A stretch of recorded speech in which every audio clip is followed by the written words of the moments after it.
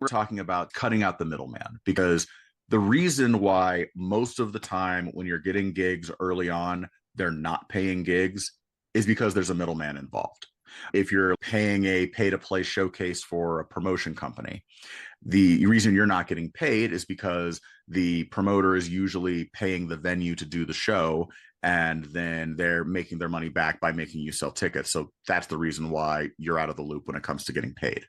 If you're playing as an opener for a much larger act, most of the time the promoter on that show is going to have everything tied into that. There's a way to get around this. DIY is a term that gets thrown around a lot. And unfortunately, I think it's a term that sometimes gets abused, especially in our industry. There's a lot of people that use DIY without factoring in DIR. You can do it yourself all you want, but you got to do it right. If you can't do it right, then doing it yourself is completely pointless. When people talk about wanting to do stuff themselves or cut people out of the middle, the first thing you got to really look at is the pros and cons of doing this yourself. You say, I want to book my own shows.